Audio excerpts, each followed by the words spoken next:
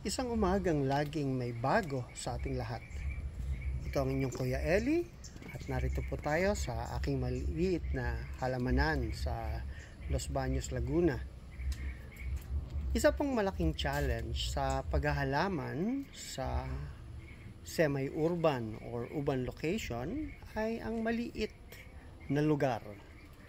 Hindi lamang po maliit na lugar, isang malaking challenge din na dahil maraming pader, maraming sagabal, ay walang sufficient na supply ng sunlight, ng araw, na alam naman po natin na kailangan ito sa paghahalaman para maging malusog ang halaman at mag-produce ng magandang harvest. Kaya po, meron pong isang simple na solusyon na napakaraming benepisyo at advantages at patuloy tayong makapaghalaman pa rin. At ang solusyon po nito ay etong container vertical gardening.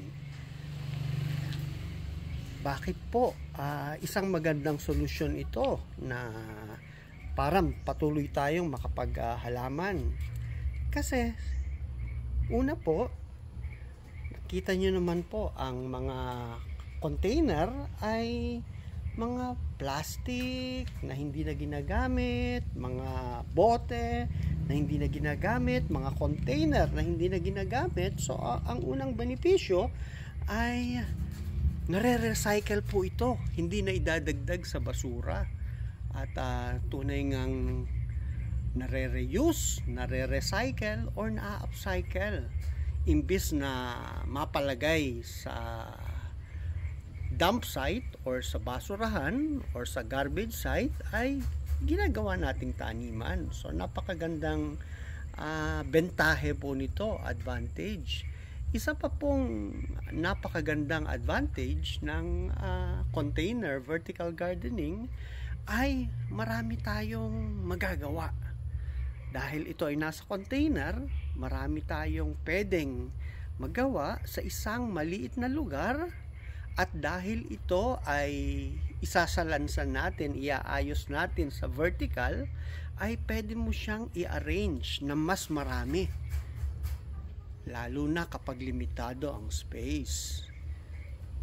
Mapapansin nyo rin po sa atin pong simpleng vertical gardening na ito, na dahil sa ganitong sistema na nasa container siya, ay ika nga mahabol yung sunlight. Maipwesto natin, mailalagay natin ang ating mga halaman sa lugar kung saan may sufficient, may sapat na araw. At kung matindi ang araw, pwedeng itago, at doon talagang pwede siyang ilagay. Mababago mo ang pwesto. So isa pong napakagandang bentahe nito, benepisyo, advantage. Isa pa rin po na makikita natin dito na magandang advantage ay dahil nga ito ay nakalagay sa container, tayo mismo ang makakapag-formulate ng soil mix. Soil mix na pwedeng gawin nating compost, organic, hindi gagamit ng mga fertilizer na commercial, mga synthetic, at yon, maaalagaan ng maayos. At etong soil na ito, etong lupa na ating tataniman, ay ma-maintain ng mabilis. Kasi iwas siya sa baha, hindi siya masyadong babahain kasi nga vertical siya or maibabago ang pwesto. So makita nyo naman po ang isang napakagandang bentahe nito. Isa pa rin pong napakagandang bentahe ay yun ngang sinasabi na aesthetics. Nagpapaganda siya ng lugar. Kumbagay, imbis na ang makikita mo lamang ay konkreto, pader, simento, makikita mo sa iyong paglabas ng iyong tahanan ang luntian, ang green na plants na magdadagdag ng malinis na hangin at mas malamig na klima at magbabawas ng pollution.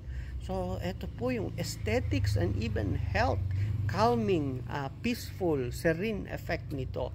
So kung titingnan po natin, napakaraming benepisyo ng etong container vertical gardening. Kaya wala po tayong kumbagay masasabi na mag-stop tayo sa paghahalaman, kasi kahit maliit ang space, pwede tayong maghalaman at makakatulong pa tayo sa pag-reduce ng basura, makakatulong pa tayo sa mga malusog, sa mga healthy na pagkain dahil sa ating magiging harvest.